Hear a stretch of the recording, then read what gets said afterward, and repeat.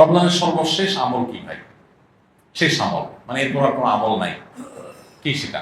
রমজান মাসে অনেকগুলো আমল আছে না, আমরা তারাবি পড়ি, সাহারি খাই, রোজা রাখি, অনেক কিছুই করি। শেষ আমল কোনটা যে এটা দিয়ে এন্ডিং, আর কোনো আমল নাই? সেটা হলো, সবাই জানি কিন্তু হয়তো মাথা আনতে পারছি না, সদকায়ে ফিতর দেওয়া, ফিতরা দেওয়া। এটা হলো রমজানের শেষ আমল, এটা দিয়ে রমজান মাসকে আমরা বিদায় দিই। অন্য অর্থে এটাকে বলতে পারি যে রমজানের পরের প্রথম আমল বলতে পারি, কারণ এটা শুরু হয় মূলত শাওয়ালের চাঁদ দেখা গেলে, ঈদুল ফিতরের চাঁদ দেখা গেলেই তখন এটা প্রযোজ্য হয়, যদি এক দুদিন আগে থেকে দেওয়া যায়। এই ফিতরাটা আমরা কেন দেই? ফিতরা দেওয়ার উদ্দেশ্য কি? নবী করিম সাল্লাল্লাহু আলাইহি সাল্লাম দুটি উদ্দেশ্যের কথা বলেছেন। এক, তিনি বলেছেন যাকাতুল ফিতরি তুহরাতান লিস-সাইমি মিনাল লাগবি ওয়ার রাফাস ওয়া তু'মাতান লিল মাসাকিন।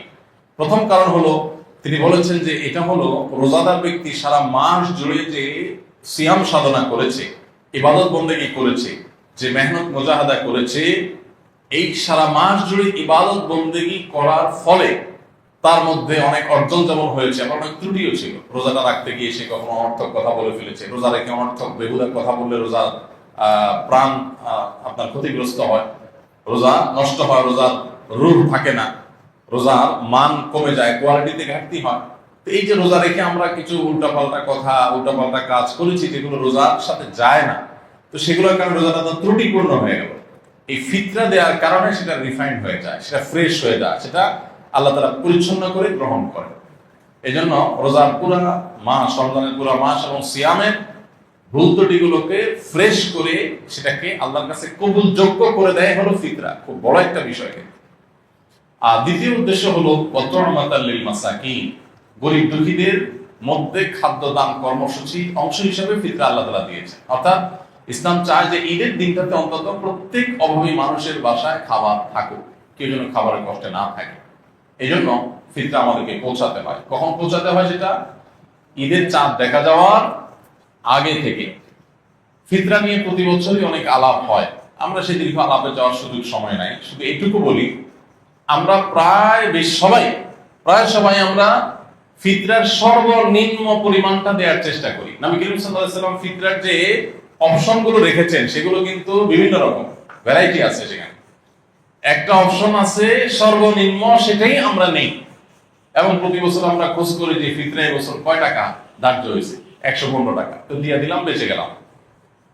যদিও পুরো পরিবারের তরফ থেকে দিতে হয়, পরিবারের কর্তা যিনি, তার ছেলে মেয়ে, তার স্ত্রী, এমনকি ছোট বাচ্চা কাচ্চা, তাদের সবার পক্ষ থেকে, তার একান্নভুক্ত যারা তার বাসার সদস্যের মতো, এমনকি যে কাজের লোক, যারা বাধা কাজের লোক থাকেন, তাদের তরফ থেকে, এই সবার তরফ থেকে পরিবারের কর্তা দিয়ে দিবে। এখন সবাই দেখে যে ফিতরা কত ধার্য হয়েছে। ভাই, ফিতরা সর্বনিম্ন যদি 150 বা তার সমমূল্যের খাদ্য হয়, তো ফিতরার সর্বোচ্চটা কিন্তু 1000, 2000 বা আরো বেশি হতে পারে।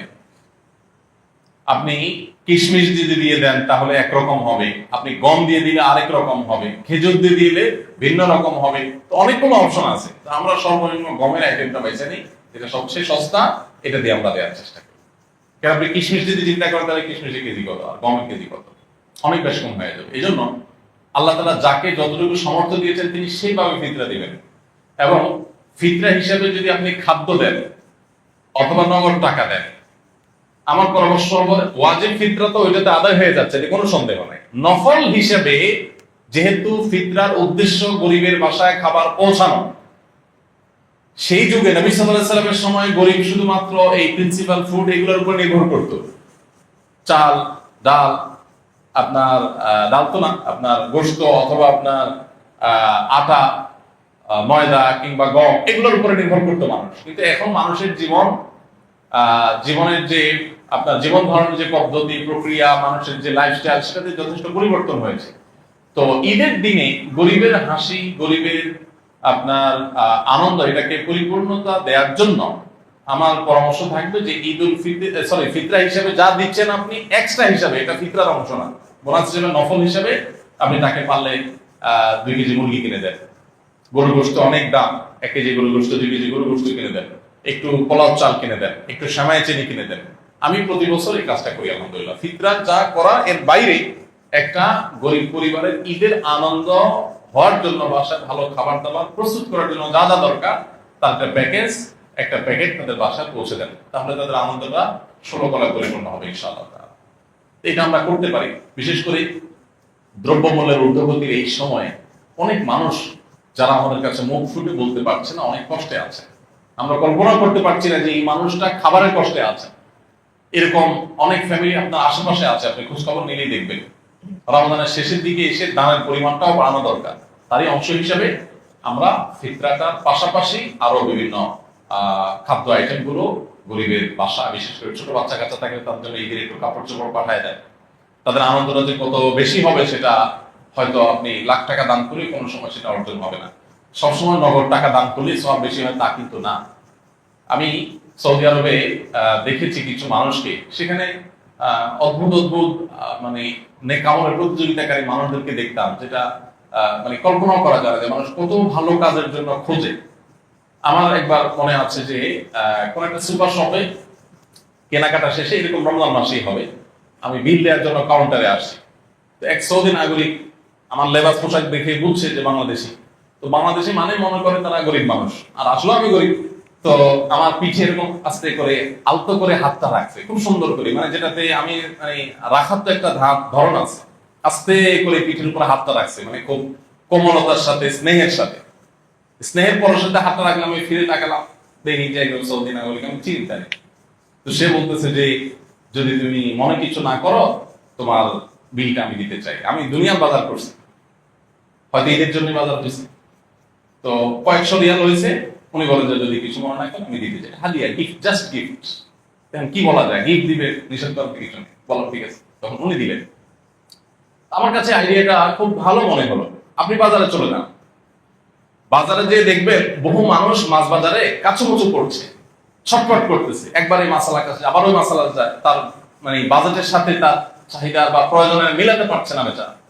এই লোকটাকে ওরকম পেছন থেকে আলতো করে হাত বুলিয়ে তাকে একটু বলেন, ভাই আমি আপনার এই মাছের বিলটা দিতে চাই, যদি আপনি মনে হচ্ছে না করেন।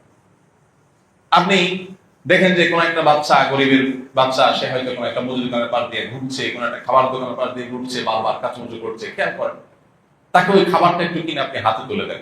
অনেক সময় লক্ষ লক্ষ টাকা নগদ দেওয়ার চাইতে ওই সামান্য কিছু টাকার ওজন অনেক বেশি হয়। তো এই বছর বিশেষ করে ঈদকে সামনে রেখে আমাদের এই আমলটা হতে পারে, কারণ ঈদের এই সময়টাতে অনেক মানুষ কষ্টে আছে, অনেক মধ্যবিত্ত আছে যাদের লেবাস পোশাক চলাফেরা দেখে বোঝার কোনো উপায় নেই যে তারা খাবারের কষ্টে আছে রীতিমতো বাচ্চা কাচ্চা। আমি রমজানের শুরুর দিকে আহ্বান করেছিলাম যে একটা মাছ কিনে দেন, একটু সারি করতে পারে বাচ্চাদেরকে সাথে নিয়ে, একটু মুরগি কিনে দেন, একটু গরুর গোশত কিনে দেন। এমন আছে যে গত রমজানে গরুর গোশত খেয়ে, কোরবানিতে গরুর গোশত খেয়েছে, এই পর্যন্ত আর গরুর গোশত কিনে খেতে পারেনি। তাকে আপনি 2 কেজি গরুর গোশত দিলে তার বাসায় আনন্দটা কোন পর্যায়ে চলে যাবে। দেখুন, ডক্টর আব্দুল্লাহ জামিল রহমাতুল্লাহ একটা কথা বলতেন যে আপনি 2 কেজি গরুর গোশত কিনছেন নিজে খাওয়ার জন্য, অনেকদিন পরে কিনছেন, বাচ্চা কাচ্চা নিয়ে খাবেন, খুব আনন্দ করবেন, সন্দেহ নাই এটা আপনাকে অনেক বেশি আনন্দ দিবে। কিন্তু এর মধ্যে যদি আপনি দেখেন যে কোনো মানুষ খাবারই পাচ্ছে না, অনেকদিন পর্যন্ত না খেয়ে আছে, কষ্ট করছে, এই জিনিসটা তাকে আপনি দিয়ে দেন, বাহ্যিকভাবে মনে হবে কষ্ট হয়েছে, মূলত সেখানে যে আনন্দটা হবে ওইটা আপনি খেয়ে যে আনন্দ পাবেন তার চাইতে অনেক বেশি হবে। তো রমজানের শেষের দিনগুলোতে ঈদকে কেন্দ্র করে আমাদের এই সাদাকা দান, আমাদের আশেপাশে কারা কষ্টে আছে তাদেরকে খুঁজে বের করে তাদের মুখে হাসি ফোটাবার যে মেহনত, সেটা বেশি হওয়া দরকার। আল্লাহ আমাদেরকে তৌফিক দান করুন। ফিতরা আদায়ের পদ্ধতি কি? সাদাকাতুল ফিতরের তাৎপর্য গুরুত্ব সম্পর্কে জানতে চাই। ফিতরা আদায় না করলে কি রোজার কোনো সমস্যা হবে? যারা রোজা রাখে না তাদের কি ফিতরা দিতে শরীয়তে নিষেধ আছে কিনা? ফিতরার টাকা দিয়ে গরিবদের কিছু কিনে দেওয়া যাবে কিনা? আমি সপরিবারে শহরে থাকি, আমার গ্রামের বাড়ি থেকে ফিতরা আদায় করলে আদায় হবে? সাদাকাতুল ফিতর কি শিশু সন্তানের পক্ষ থেকেও দিতে হবে? প্রবাস থেকে বাংলাদেশে ফিতরা দিলে কোন দেশে হিসাবে দিতে হবে? চলুন আর বিলম্ব না করে আপনাদের প্রশ্নের উত্তর দেওয়ার আলোকিত ভবনে আমরা প্রবেশ করি। জানে আলম জানতে চেয়েছেন ফিতরা আদায়ের পদ্ধতি কি। ফিতরা আমরা কি টাকা, নগদ টাকা দিয়ে দিব নাকি খাবার দিয়ে দিব, এটা নিয়ে দুটি মত রয়েছে। অনেক উলামা ইকরাম মনে করেন যে ফিতরা এটি খাদ্য দিয়ে দেওয়া উচিত, যেহেতু নবী সাল্লাল্লাহু আলাইহি ওয়াসাল্লাম বলেছেন তু'মাতাল লিল মাসাকিন, ফিতরা ব্যবস্থাপনাটাই হলো খাদ্য ব্যবস্থাপনার অংশ। গরিবকে খাদ্য দেওয়ার জন্য নবী সাল্লাল্লাহু আলাইহি ওয়াসাল্লাম ফিতরা চালু করেছেন, বিদায় খাদ্য দেওয়াটাই সরাসরি উত্তম। তাছাড়া নবী সাল্লাল্লাহু আলাইহি ওয়াসাল্লাম নিজে খাদ্য দিয়েছেন। আবার অনেক উলামা ইকরাম, আমাদের দেশের মূলধারার উলামা ইকরাম যেমন আছেন, হানাফি মাযহাবের উলামা ইকরাম এবং অন্যান্য মাযহাবেরও অনেক উলামা ইকরামের মতে নগদ টাকা দিলে সেটিতেও ফিতরা আদায় হবে, বরং সেটিকে উত্তম বলেছেন। এই জন্য যে গরিব অভাবী মানুষ তার প্রয়োজনীয় খাবারটা তিনি কালেক্ট করবেন। হয়তো আমি চাউল দিচ্ছি, তার বাসায় চিনির প্রয়োজন বা অন্য কোনোটার প্রয়োজন, তখন তিনি তার প্রয়োজনটা সুবিধা অনুযায়ী কিনতে পারবেন। সেই জায়গা থেকে খাদ্যের যে মূল্য সেটা দিলেও পরিশোধ হবে। নবী সাল্লাল্লাহু আলাইহি ওয়াসাল্লামের যুগে খাদ্য দেওয়া হতো, কারণ তখন আসলে কারেন্সি দিয়ে কেনা বেচার প্রচলন খুবই কম ছিল। তখন মূলত দ্রব্যের বিনিময়ে দ্রব্যের কেনা বেচা হতো, যার কারণে কেউ চাউল পেলে চাউল দিয়ে আটা কিনতে পারতেন। কিন্তু এখন সেই সময়টা নয়। এখন পৃথিবীতে কারেন্সি দিয়ে লেনদেন হয়ে থাকে। সেই জায়গা থেকে গরিবের জন্য অধিকতর উপযোগী নগদ টাকা দেওয়া, এই দ্বিতীয় মতের সপক্ষের ওলামায়ে কেরামের বক্তব্য অনুযায়ী নগদ টাকা দিলেও ফিতরা আদায় হয়ে যাবে। আমরা যেটি বলবো তা হলো, যদি আপনি সরাসরি কোনো গরিবের কোন খাদ্যটা প্রয়োজন জেনে, ধরুন আপনি ঈদের দিন উপলক্ষে তার বাসার জন্য সেমাই, চিনি, মুরগি, চাউল ইত্যাদি কিনে আপনি দিতে পারেন, যার যার এবিলিটি অনুযায়ী প্রিন্সিপাল ফুড যদি দিতে পারেন, প্রধান খাদ্য দিতে পারেন, তাহলে সেটা হবে সরাসরি সুন্নাহর উপরে আমল করা। কিন্তু আপনার খাবার দেওয়াটার কারণে তার খাবার, এক ধরনের খাবার বেশি হয়ে যেতে পারে এমন যদি হয়। আমরা অনেক দেশে দেখি, যেমন সৌদি আরবে এত বেশি পরিমাণ চাউল অভাবী মানুষরা পান যে এই চাউলগুলো তারা পরে অর্ধমূল্যে বিক্রি করে দেন। তো এখানে গরিবের হক বরং আরো নষ্ট হয়। যেহেতু ফিতরার ব্যবস্থাপনা গরিবের জন্য, অতএব গরিবের দিকটাকে খেয়াল করলে অর্থ দিয়ে আদায় করলেও ফিতরা আদায় হবে, এই মতটিকে উড়িয়ে দেওয়া যায় না। যাই হোক, তারপরেও সরাসরি যদি কেউ খাবার দিতে পান, সেটা সন্দেহাতীতভাবে হাদিসের উপরে প্রত্যক্ষভাবে আমল হবে, সেটি ব্যাপারে কোনো সন্দেহ রাখার সুযোগ। মহিবুর রহমান আপনি লিখেছেন, সাদাকাতুল ফিতরের তাৎপর্য গুরুত্ব সম্পর্কে জানতে চাই। দেখুন, সাদাকাতুল ফিতর এটি রমাদানের সর্বশেষ আমল। এই আমলের মাধ্যমে রমাদানকে আমরা বিদায় জানিয়ে থাকি। সাদাকাতুল ফিতর এটি দিতে হয় সূর্য যখন রমাদানের শেষ দিনে অস্তমিত হয় তখন থেকে নিয়ে, যখন আমরা শাওয়ালের চাঁদ দেখি সেই চাঁদ দেখা থেকে নিয়ে ঈদের নামাজ শুরু হওয়ার আগ পর্যন্ত এই সময়টুকুর মধ্যে সাদকাতুল ফিতর আদায় করতে হয়। অর্থাৎ রমাদানের শেষ দিনে এবং শাওয়ালের চাঁদ দেখা যাওয়ার পর সন্ধ্যা থেকে নিয়ে সকালে ঈদের নামাজ শুরুর আগ পর্যন্ত পুরো সময়টার মধ্যে, যদি এত অল্প সময়ের মধ্যে গরিব অভাবী মানুষের কাছে সাদকাতুল ফিতর পৌঁছানোটা কঠিন হয়, তাহলে সেক্ষেত্রে দু একদিন আগেও সেটি দেওয়া যেতে পারে। সাদকাতুল ফিতর এর তাৎপর্য কি? তাৎপর্য হলো যে আল্লাহ রাব্বুল আলামিন গোটা পৃথিবীর সমস্ত মানুষগুলো, বিশেষ করে অভাবী মানুষগুলো, তারাও যেন খাবার পান, তাদের যেন খাদ্যের ব্যবস্থা থাকে, অন্তত ঈদের দিনে যেন খাদ্যের জন্য কারো কষ্ট করতে না হয়। সেজন্য ইসলামের এই খাদ্য বিতরণ কর্মসূচির অংশ হিসাবে সাদকাতুল ফিতর আমাদেরকে দেওয়া হয়েছে। নবী করিম সাল্লাল্লাহু আলাইহি ওয়াসাল্লাম সাদকাতুল ফিতর সম্পর্কে, বা যেটাকে যাকাতুল ফিতর বলা হয়েছে, এই যাকাতুল ফিতর, সাদকাতুল ফিতর বা ফিতরা যে নামেই বলি না কেন, এ সম্পর্কে তিনি বলেছেন এটা তোহরাতুন লিস-সাইমি ওয়া তু'মাতুন লিল মাসাকিন। এটা হলো মিসকিনদের জন্য খাদ্য দান কর্মসূচির অংশ। অর্থাৎ ঈদের দিনে আমরা যে আনন্দ করব, আমরা যে উৎসব করব, আমরা যে ফুর্তি করব, আমরা যে ঈদের আনন্দে মেতে উঠব, তার আগে গরিব অভাবী মানুষের খাবার পৌঁছে দিয়ে তাদেরও যেন আনন্দের বন্দোবস্ত আমরা করি, সেই নির্দেশনা ইসলাম আমাদেরকে দিয়েছে। ইসলামের যে ঈদ বা উৎসব, সেটির সাথে অন্য সাধারণ উৎসবগুলোর একটা বড় ধরনের পার্থক্যের জায়গাটা এখানে আমরা দেখতে পাই। যে অন্যান্য উৎসব সময় শুধুমাত্র ভোগ আছে, উল্লাস আছে, সেখানে নানা রকমের আয়োজন আছে, যেগুলো শুধুই ব্যক্তির নিজের জন্য। ইসলাম আমাদেরকে যে উৎসব দিয়েছে, সেখানে দুটি উৎসবের দুটিতেই আমরা দেখেছি যে গোশত কোরবানির সময় আর ফিতরা আপনার ঈদুল ফিতরের সময় আমরা গরিবের বাসায় পৌঁছে দিয়ে তারপর নিজেরা আনন্দ করছি, ঈদগাহে যাচ্ছি, ঈদের নামাজ পড়ছি। তার মানে শুধু ভোগ নয়, বরং ভোগের পাশাপাশি ত্যাগের মহিমায় যেন উজ্জীবিত হয় মানুষ, সে শিক্ষা ঈদুল ফিতর এবং ঈদুল আজহা আমাদেরকে দেয়। এবং ঈদুল ফিতর উপলক্ষে যে ফিতর আমরা দিয়ে থাকি, সেখানে এই গুরুত্বপূর্ণ দিকটি রয়েছে। আরেকটি বিষয় হলো যে রমাদানে সিয়াম পালন করতে গিয়ে আমাদের ছোটখাটো ভুল ভ্রান্তি হয়ে যায় আমাদের নিজের অজান্তেও। সেই ভুল ভ্রান্তিগুলো থেকে আমাদেরকে মুক্ত করবার জন্য এটা একটা আয়োজন। এই জন্য নবী সাল্লাল্লাহু আলাইহি ওয়াসাল্লাম এটাকে বলেছেন যে তোহরাতান লিস-সাইমি আনিল লাগবি ওয়ার রাফাস।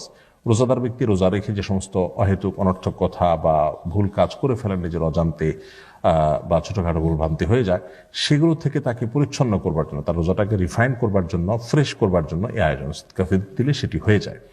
তো এই জন্য একদিকে নিজের রোজাকে পরিচ্ছন্ন করবার জন্য, দ্বিতীয়ত অভাবী মানুষদের খাদ্য দানের জন্য কিন্তু ফিতরার এই ব্যবস্থাপনা ইসলাম রেখেছে এবং এটি ওয়াজিব করেছে, আবশ্যক করেছে। সো এটি আমাদের প্রত্যেকেরই আদায় করা কর্তব্য।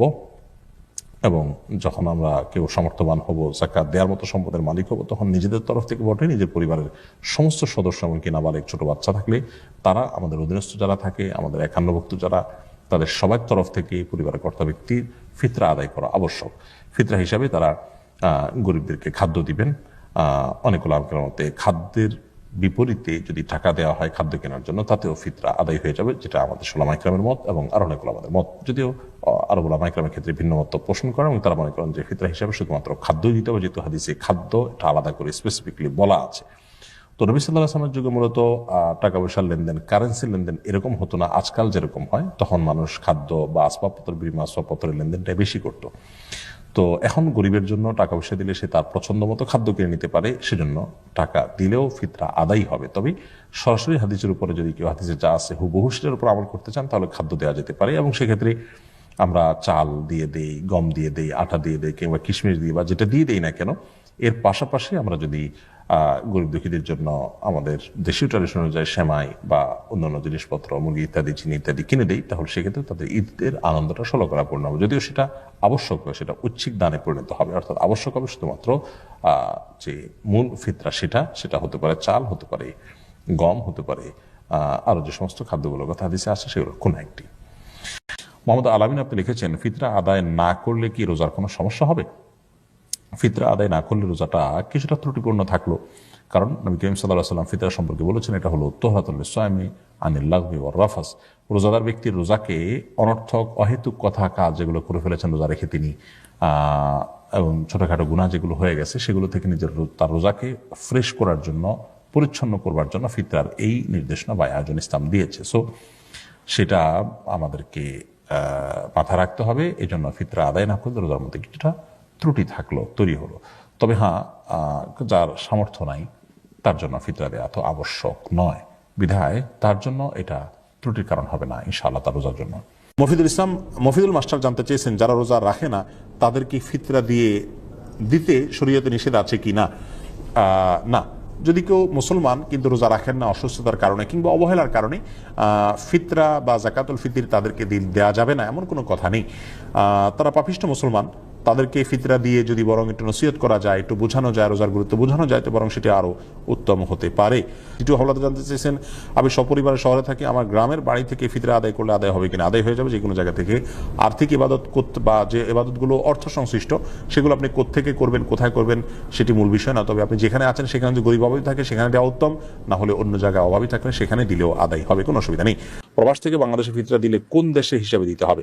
আপনি প্রবাস থেকে যদি বাংলাদেশে ফিতরা দেন, তাহলে আপনার প্রবাসে যে দেশে আপনি আছেন সে দেশে আপনার ফিতরার সমপরিমাণ চাল যেটা আপনি দিতেন সেটা বাংলাদেশে কিনে আপনি ওইটা দিয়ে দিবেন। অর্থাৎ ধরুন আপনার ওখানে ফিতরা সমপরিমাণ চাল কিনতে যে পরিমাণ টাকার প্রয়োজন হয়, বাংলাদেশে সেই টাকা দিয়ে আরো অনেক বেশি চাল পাওয়া যাবে, তাহলে সেই টাকাটা আপনি দিবেন। তাছাড়া ফিতরা বাড়িয়ে দিলে কোনো অসুবিধা নেই। যদিও এর ভিন্নমত আছে যে বাংলাদেশে আপনি যখন ফিতরা দিবেন তখন বাংলাদেশের হোক আর পৃথিবীর যেখানে হোক, আপনি এখানকার ফিতরার যে সমপরিমাণ খাদ্য সেই পরিমাণ খাদ্য দিলে আদায় হয়ে যাবে। তারপরেও সতর্কতার জন্য আপনি যেখানে আছেন সেখানকার যে খাদ্য আপনি দিতেন সেটার যে মূল্যমান, সেটা মূল্যমান দিয়ে বাংলাদেশে খাদ্য কিনে দিলেন বা বাংলাদেশে গরিবকে আদায় করলেন, যার পরিমাণ অনেক বেশি হতে পারে। তো সদকাতুল ফিতর কি শিশু সন্তানের পক্ষ থেকেও দিতে হবে? উত্তর হলো হ্যাঁ, সদকাতুল ফিতর শিশু সন্তানের পক্ষ থেকেও দিতে হবে। এবং আপনার পরিবারের সদস্য দুগ্ধপোষ্য শিশু যদি হয় তার তরফ থেকে আপনি সদকা ফিতর দিবেন। যদিও সে রমাদান ও সিয়াম পালন করছে না, কিন্তু তার পক্ষ থেকেই সদকা ফিতর আপনি পরিবারের কর্তা হিসাবে আদায় করবেন, এবং আপনি যা আদায় করবেন শিশু সন্তানের পক্ষ থেকেও তাই আদায় করবেন। তবে শিশুর যদি নিজস্ব সম্পদ থাকে সেখান থেকে আপনি সদকা ফিতর আদায় করতে পারবেন। এরপর খাদিজা ইসলাম আপনি লিখেছেন, ফিতরার টাকা দিয়ে গরিবদের কিছু কিনে দেওয়া যাবে কিনা, তাতে কি ফিতরা আদায় হবে? ফিতরার টাকা দিয়ে গরিব এবং অভাবী মানুষদেরকে আপনি যদি অন্য কিছু কিনে দেন সেটা উচিত কর্ম নয়, সেটাতে ফিতরা আদায় হওয়ার সম্ভাবনা খুবই ক্ষীণ।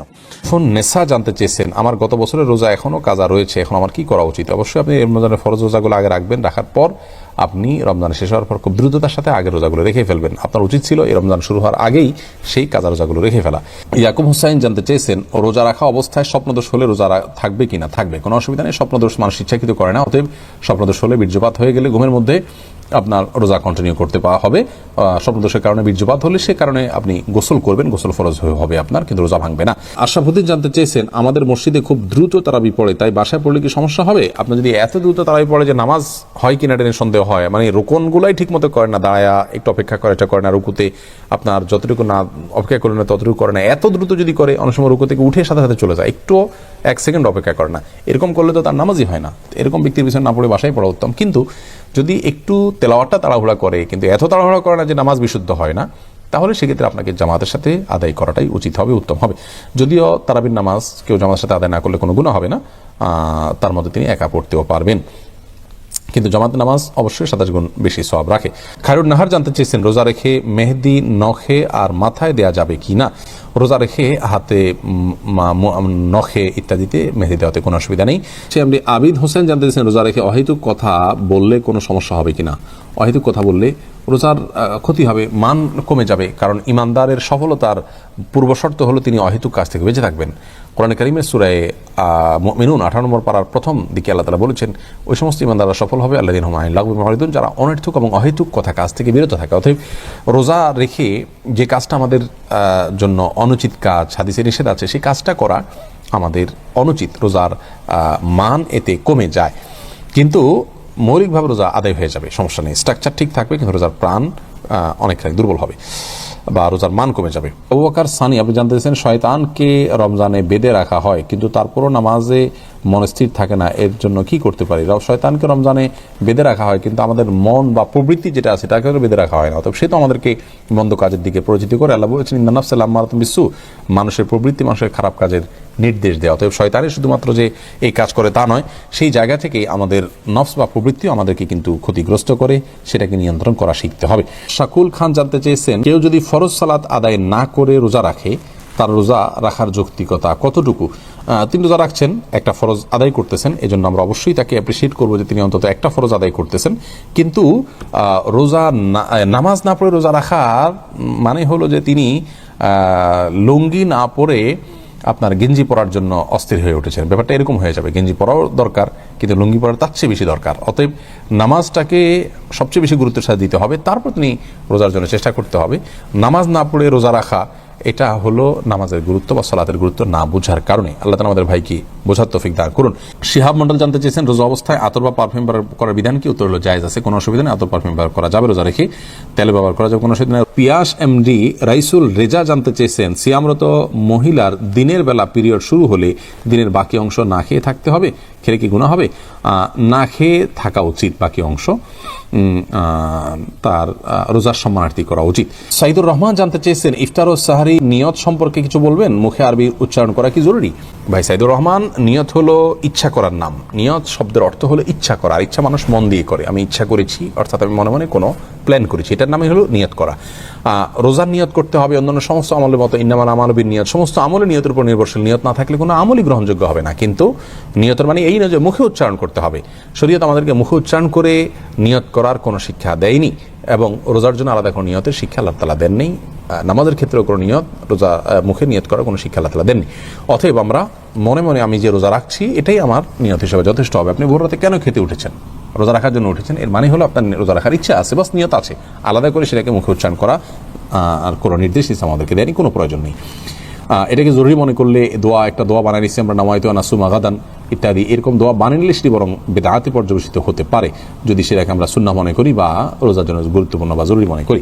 মেহেদি হাসান মির্জা জানতে চেয়েছেন, রোজা রেখে নাক বা কানের ড্রপ ব্যবহার করা যাবে কিনা? ভাই মেহেদি হাসান, রোজা রেখে নাকে ড্রপ দিতে পারবেন না, কারণ নাকে ড্রপ দিলে সেটা গলায় যেতে পারে। নবী সাল্লাল্লাহু আলাইহি ওয়াসাল্লাম বলেছেন, ওয়ামাদমিদ ইল্লা আন তাকুনা সাইমান, তুমি কুলি করবে কিন্তু রোজাদার হলে গড়গড়া করতে যাবে না, কারণ গড়গড়া করলে ভিতরে পানি যেতে পারে। নাকে ড্রপ দিলে সেটা যেহেতু ভিতরে যেতে পারে, অতএব সেই জায়গায় এখানে নাকে ড্রপ দেওয়া যাবে না রোজা রেখে। কিন্তু কানে ড্রপ দিতে পারেন, চোখে ড্রপ দিতে পারেন, যে চোখের সাথে আপনার আমাদের গলার সম্পর্ক নেই, কানে ড্রপ দিতে পারেন, সেটারও সরাসরি সম্পর্ক নেই। যদি আপনি গলায় স্বাদ অনুভব করেন ড্রপ দেওয়ার পরে কানে বা চোখে, তাহলে সেক্ষেত্রে আপনি সে রোজা আবার রেখে দিবেন, কিন্তু নাকে দিতে পারবেন না, যেহেতু নাকে দিলে সেটা ভেতরে যায়।